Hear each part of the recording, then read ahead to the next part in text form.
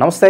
ఈరోజు మన స్టూడియోలో ప్రముఖ ఆధ్యాత్మికవేత్త, జ్యోతిష్య వాస్తు నిపుణులు, లలితాదేవి ఉపాసకులు బ్రహ్మశ్రీ నానాజీ పట్నాయక్ గారు ఉన్నారు. గురుగారితో మాట్లాడేద్దాం. నమస్కారం గురుగారు. శ్రీమాత్రే నమః. గురుగారు, జూలై మాసంలో ధనుసు రాశి వారి పరిస్థితి ఓవరాల్గా ఎలా ఉండబోతుంది? ఎలాంటి పరిస్థితులు ఈ నెల ఫేస్ చేయబోతున్నారు? ఎలాంటి రెమెడీస్ తీసుకుంటే బాగుంటుంది అంటారు? ఫస్ట్ ఆఫ్ ఆల్ ఏంటంటేనండి, లగ్నాధిపతి వెళ్ళి సప్తమంలో ఉన్నాడు. సో ఇది లగ్నాధిపతి ఎప్పుడైతే సప్తమంలో ఉంటాడో వివాహం కోసం చేసే ప్రయత్నం ఫలిస్తుంది. రెండవది పార్ట్నర్షిప్స్ ప్రయత్నం చేస్తుంటారు వాటికి. అదేవిధంగా వివాహ ప్రయత్నాలు కూడా దూరపు సంబంధాలు, సప్తమం అనేటువంటిది దూరం అనమాట. కొంతమంది అంటుంటారు, ఏమంటే దగ్గర సంబంధం సెట్ అవుతుందా, దూరపు సంబంధం సెట్ అవుతుందా, బంధువర్గంలోనే దూరంగా ఉండే వాళ్ళతో సెట్ అయ్యే ఛాన్సెస్ అధికంగా ఉంటాయి. అది కూడా వీళ్ళు బుధవారం కానీ సోమవారం కానీ ఎక్కువ ప్రయత్నం చేస్తే తొందరగా సెట్ అవుతుంది వీరికి. ఇప్పుడుండే గ్రహస్థితి ఇచ్చేటువంటి ఫలితము. దీంతోపాటు మార్కెటింగ్ రంగాల్లో ఉండేటువంటి వారికి, ఉద్యోగ అవకాశాల కోసం ప్రయత్నం చేసేటువంటి వారికి, మార్పులు, ఉద్యోగం మారాలనుకునే వారికి మార్పు ఉంటుంది. ప్రయత్నం చేసేటువంటి వారికి కూడా ఉద్యోగ ప్రయత్నాలు సక్సెస్ అవుతాయి. ఇక విద్యార్థులకు ఏదైనా సూచన ఉందా గురుగారు? ఏ విధంగా వాళ్ళకి ఎలా ఉండబోతుంది? విద్యార్థులు పర్టికులర్గా ఇక్కడ ఏంటంటే బిజినెస్ రంగాల్లోకి వెళ్ళడానికి ఎక్కువ ఇష్టపడతారండి. అలాంటివి వాళ్ళు, ఎందుకంటే 4వ అధిపతి, లగ్న చతుర్థాధిపతి బిజినెస్ సైన్లో వెళ్ళి కూర్చున్నాడు మిథునంలో. సో ఎప్పుడు కూడా ఒక ప్లానెట్ దగ్గర ఉన్నప్పుడు దాని ఎనర్జీస్ని అది ప్రొడ్యూస్ చేస్తూ ఉంటుంది. సో వీళ్ళు ఎక్కువగా బిజినెస్ వాటి మీద ఇంట్రెస్ట్ ఉండడము, ఇవేం చదువులు, ఇలాగ నేను ఏదైనా సమ్ స్కిల్స్ నేర్చుకుంటాను అనుకోవడము, ఇటువంటివి బాగుంటాయి. అది కాకుండా వీళ్ళు మాత్రమే కాకుండా ఆల్రెడీ వివాహం అయినటువంటి వారు, వారి జీవిత భాగస్వామి కూడా ఏదైనా జాబ్కి కొత్త స్కిల్స్ ఇవ్వాలి. మీరు కంపెనీస్లో కూడా చూస్తే వాళ్ళు ఏం చదువుకున్నారనే కంటే కూడా పర్సనల్గా అసలు ఎంత స్కిల్ ఉన్నాడు అది ఎక్కువ చూస్తున్నారు. మార్కులు చూడట్లే, స్కిల్స్ చూస్తున్నారు ఎక్కువగా. అది ఇక వీళ్ళ ఆర్థిక స్థితిగతులు ఎలా ఉండబోతున్నాయి గురుగారు? సహజంగా వీళ్ళకి సెకండ్ లార్డ్ అంటే ధనాన్ని ఇచ్చే కారకుడు 4వ స్థానంలో ఉన్నాడు. ఎప్పుడైనా 4వ స్థానానికి కనుక ధనాధిపతి కనెక్టివిటీ వస్తే, అది కూడా గురువు రాశి అయినందుకు teachings, trainings, consultancy, real estate, motor field ఇట్లాంటి వాటిల్లో రాణిస్తారు వీళ్ళు. అయితే ఇక్కడ ఆ శని ఎలా ఉన్నాడనేది చాలా ముఖ్యం. సహజంగా ఏంటంటే అర్ధాష్టమి శని ఉందండి అని భయపడుతూ ఉంటాం. నేను ఒకటే చెప్తాను, అర్ధాష్టమి శని ఉన్నప్పుడు మీరు ఏదైనా ప్రాపర్టీ తీసుకునేటప్పుడు, కన్స్ట్రక్షన్ చేసేటప్పుడు ఒక్కటి జాగ్రత్తగా ఉంటే చాలు. ఇక్కడ ఎప్పుడైతే శుక్రుడిని శని చూస్తుంటాడో ఇది ఫైనాన్షియల్ గ్రోత్ని, అప్పు కోసం చేసే ప్రయత్నం ఫలిస్తుంది. కాకపోతే శుక్రుడు 6లో ఉంటూ శని దృష్టి ఉంది కాబట్టి స్త్రీ మూలకంగా గొడవలు. ఎందుకంటే సర్వసాధారణంగానే మీరు గమనించండి, ఎనీ ధనుర్లగ్న వీళ్ళకేంటంటే కొంచెం స్త్రీ శాపం ఉంటుంది. అంటే స్త్రీ మూలకంగా ఏదో ఇబ్బంది రావడం, వాళ్ళకి ఏదో వీళ్ళు హెల్ప్ చేస్తే వాళ్ళు ఇబ్బంది పడడం ఉంది. కాబట్టి కొంచెం 6లో శుక్రుడు 26వ తేదీ జూలై వరకు ఉంటాడు. కాబట్టి స్త్రీల విషయంలో వాళ్ళకేదో మనం మంచి చేయకపోతే వాళ్ళు రివర్స్ అయ్యే ఇవి ఉంటాయి. కాబట్టి ఈ విషయాల్లో ఉంటే చాలా బాగుంటుంది.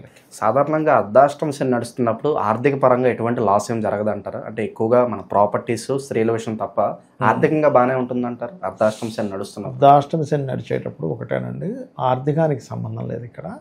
ఇక్కడ ఏంటంటే ఎంతసేపు వీళ్ళు నిందలు పడ్డం, అంటే మంచి చేసినా నింద. ఇదేంట్రా బాబు, మనం ఏదో వీడికి ఏదో మంచి చేద్దాం అనుకుంటే నువ్వు ఇచ్చేవాళ్ళే ఉచిత సలహా అనేది.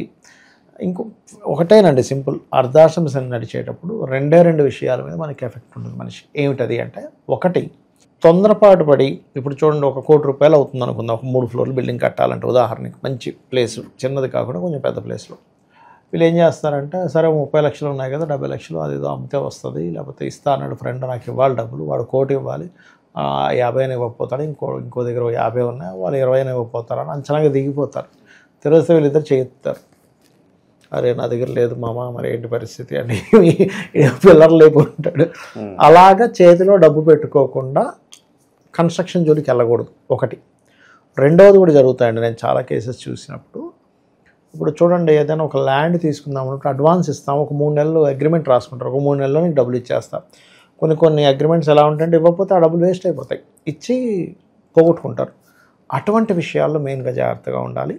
మనం మంచి చేయడానికి వెళ్తే అనవసరంగా మనకి నిందలు పడతాయా, అటువంటి విషయాలు జాగ్రత్తగా ఉండాలి. ముఖ్యంగా స్టూడెంట్స్ చదువు మీద కాన్సన్ట్రేషన్ తక్కువ ఉంటుంది. ఎందుకంటే అక్కడ కర్మకారకుడు వచ్చి కూర్చున్నాడు, ఏమిట్రా ఈ చదువు, పని చేసుకుంటే వస్తాయి కదా, ఎవడు చదువు బాగుపడ్డాడు, అందరూ డిగ్రీలు చేస్తారు అంటే ఈ కాన్సెప్ట్ వెళ్తుంది. యాక్చువల్ చదువుకోవద్దని చెప్పట్లే, ఆలోచన విధానం ఇలా వెళ్తూ ఉంటుంది అన్నమాట. ఇక గురుగారు ఆకస్మిక ధనలాభం కావచ్చు, సడన్గా అనుకోకుండా ఎటన్నా వెళ్ళడం, దానివల్ల అది లాభం చేకూర్చడం, ఇలాంటి సంఘటనలు ఏమైనా జరగవు? ఒకటేనండి, ఎప్పుడైనా సరే లగ్నాన్ని ఎప్పుడైతే గురువు చూస్తున్నాడో ఫస్ట్ మనం ఆకస్మిక ధనలాభం కంటే కూడా నష్టం రాకుండా నేను చూసుకుంటాడు. గురు బలము అంటాం దాన్ని. అయితే ఆకస్మిక ధనలాభాలు మనం చూస్తూ ఉంటాం సొసైటీలో. ఆయనకి చిన్న చిన్న సడన్గా చేశాడంట, ఆ చిన్న దీనివల్ల అసలు ఆయన కోట్లు కలిసి వచ్చేసాడు. ఇవన్నీ ఎందుకు వస్తాయి అంటే మనకి శాస్త్రాలు ఏం చెప్తున్నాయి, కొంతమంది నిధులు దొరుకుతుంటాయి, ఆకస్మికంగా నిధులు దొరుకుతాయి, లాటరీ తగులుతుంది, లేకపోతే ఏదో షేర్ మార్కెట్లో పెడితే సడన్గా లేచేస్తుంది. ఎందుకు వస్తుంది అది అంటే పూర్వజన్మల్లో వీళ్ళు ఒక పెద్ద సమూహం ఇబ్బంది పడుతున్నారు, వీడి ఆస్తి మొత్తం ఇచ్చేస్తాడు, అది ఫస్ట్ మీరు బతకండి తర్వాత చూద్దాంలే అంటే. అంత ఉదార స్వభావంతో నువ్వు ఎప్పుడైతే అంతమందికి ఒక్కసారిగా నువ్వు ఇచ్చావో అంత నీకు వచ్చే ఇది పరమాత్మ నీకు వచ్చే అలాంటి జన్మనిస్తాడు. దానికి మనకి జ్యోతిష్శాస్త్రంలో ఏంటంటే విపరీత రాజయోగాలు, నీచభంగ రాజయోగాలు అంటారు. అంటే నీచం భంగమైన రాజయోగం, విపరీతమైన రాజయోగం, విపరీతమైన ధన రాజయోగాలు అంటారు. అవి కలిగినప్పుడు ఏమవుద్దంటే చిన్నగా స్టార్ట్ చేసేటువంటి బిజినెస్ టక లేచిపోయిందండి. అవన్నీ విపరీత రాజయోగాలు. అవి ఉంటే గనక ఆ మహాదశ కనుక వస్తే ఎవ్వరూ ఆపలేరండి. ఒకటే గుర్తుపెట్టుకోవాలి, మంచి మహాదశ వచ్చింది, మంచి టైం నడుస్తుంది, ఎవరు ఆపరు. మీరు పురాణాలు చూడండి, విష్ణువు కూడా వీళ్ళందరూ అంటే అయ్యా సమయం రావాలి, సమయం వచ్చేదాకా రాక్షసుని నేను కూడా ఏం చేయలేదు. అలా అయిపోతే మన సమయం వచ్చినప్పుడు రాంగ్ డెసిషన్ తీసుకోకూడదు, రాంగ్ పనులు చేయకూడదు. ఎగ్జాక్ట్లీ. ఇప్పుడు ఒక్కొక్కసారి ఏమవుద్దంటే రాంగ్ టైం నడిచేటప్పుడు కూడా ఎవడు కాపాడలేడు, పరమాత్మ ఒక్కడు తప్ప.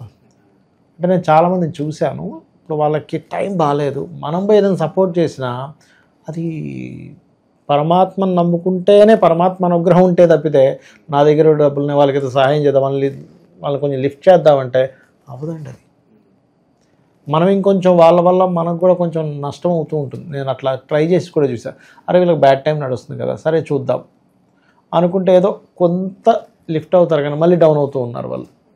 కానీ ఒకటి మన అమ్మవారిని ఎవరినో బలంగా నమ్ముకొని కనుక వెళ్తే అమ్మవారు అనుగ్రహం ఉంటే అన్నీ నార్మల్ అయిపోతాయి మళ్ళీ. సో లేదంటే ఆ గ్రహాలు అనుకోవడం వల్ల ఎవరేం చెప్పినా కూడా వాళ్ళది అనుకున్నదే కరెక్ట్. సుప్రీం తలుచుకోవాలి, మనం ఎవరో గ్రహాలు ఇది మార్చడానికి. ఓకే, ఇక ఆరోగ్యపరంగా ఏదన్నా జాగ్రత్తలు తీసుకోవాల్సిన అవసరం ఉందా గురుగారు? సర్వసాధారణంగా ఏంటంటే అర్ధాష్టమ శని నడిచేటప్పుడు కొంచెం నలతగా ఉంటుంటుంది, కొంచెం జాగ్రత్తలు తీసుకుంటే కొంచెం బ్రీతింగ్ ఇష్యూస్ రావడం, కొంచెం సర్వసాధారణంగా ఏంటంటే ఏలినాడు శని, అర్ధాష్టమ శని, అష్టమ శని ఏంటంటే లేట్ అవ్వడం వల్ల మానసిక స్ట్రెస్, ఏమిటి ఇంకా అవ్వట్లేదు అనేది ఇస్తుంటుంది, అది చూసుకోవాలి. ప్రజెంట్ ఉన్న గ్రహస్థితి బట్టి ఎలాంటి పరిహారాలు వీళ్ళకి బాగా అవసరం గురుగారు? వీళ్ళకి అర్ధాష్టమ శని ఒకటి నడుస్తుంది కాబట్టి నన్ను అడిగితే వీళ్ళు కొంచెం నువ్వులు దానంగా ఇవ్వడం మంచిది. అలాగే లాంగ్ జర్నీ చేసేటప్పుడు అండ్ బ్యాంక్ ట్రాన్సాక్షన్స్ చేసేటప్పుడు కొంచెం గణపతిని, సుబ్రహ్మణ్య స్వామిని తలుచుకోవాలి. తండ్రి గారి ఆరోగ్యం విషయంలో జాగ్రత్తగా ఉండాలండి ఇక్కడ. ఎందుకంటే 9వ స్థానంలో కుజుడు కేతువు కలిసి ఉన్నారు. భాగ్యస్థానము అంటారు. భాగ్యం అంటే తండ్రి 9వ స్థానమే. పెద్ద మొత్తంలో అమౌంట్ ఎవరికైనా transfer, lakhs of crores of rupees transfer చేస్తూ ఉంటాం. ఒక్క అకౌంట్ నెంబర్ తప్పు కొడితే ఇంకోటికి వెళ్ళిపోతుంది. ఇలాంటి తప్పిదాలు జరగకుండా చూసుకోవడము, కొంచెం లాంగ్ జర్నీ చేసేటప్పుడు ఏదైనా వస్తువులు తీసుకెళ్ళేటప్పుడు జాగ్రత్తగా ఉన్నట్లయితే వీళ్ళు లక్ష్మీనరసింహస్వామి ఆరాధన, గణపతి ఆరాధన మంచి ఫలితాలు ఇస్తుంది వీరికి. ఓవరాల్గా ధనుసు రాశి వాళ్ళకి ఈ నెల ఏ విధంగా ఉండబోతుందో చాలా బాగా వివరించారు. ధన్యవాదాలు గురుగారు. శ్రీమాత్రే నమః.